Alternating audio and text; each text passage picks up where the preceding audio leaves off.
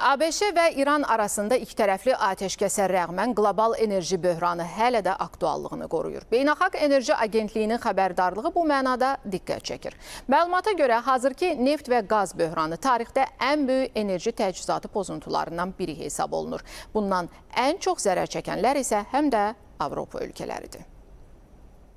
Beynəlxalq Enerji Agentliyinin icraçı direktoru Fatih Birol xəbərdarlıq eləyir.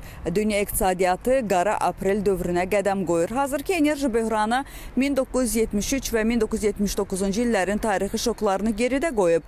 Fars körfəzindəki gərginlik fonunda neft və qaz tədarükündə yaranan boşluq qlobal bazarları sarsıdır. Baxmayaraq ki, Birləşmiş Ştatlar və İran arasında atəşkəs əldə olunub və Hörmüz boğazı müvəqqəti olaraq açılır, ekspertlər nikbinliyə tələsmirlər. Onların fikrincə bazarların tam normallaşması və qiymətlərin sabitləşməsi hələ çox uzun zaman alacaq. Çünki müharibənin bitməsi hələ enerji qiymətlərinin dərhal əvvəlki həddə qayıtması demək deyil. Bu böhranın real fəsadlarını artıq Avropada, xüsusən Almaniya və Fransada gördük. Yəni, Fransa hökumətinin sözçüsü Maud Brejonun sözlərinə görə ölkədəki yanacaq doldurma məntəqələrinin 18%-də ciddi yanacaq çatışmazlığı yaranıb.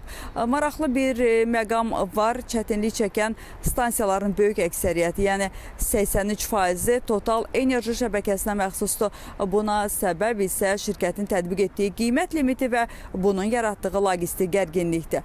Fransa hökuməti vurğulayır ki, problem yalnız çatdırılma və logistika ilə bağlıdır, lakin buna baxmayaraq rəsmi Paris qiymətlərin dondurulması kimi universal yardımlardan imtina edir və əvəzində daha hədəfli dəstək tədbirləri vəd edir.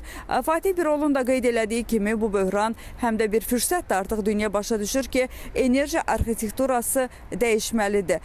Bərpa olunan enerji, nüvə gücü və elektrikli nəqliyyat vasitələri kimi. Qısa müddətli perspektivdə isə enerjidən daha ehtiyatlı və qənaətcil istifadə dövrü qaçılmazdır.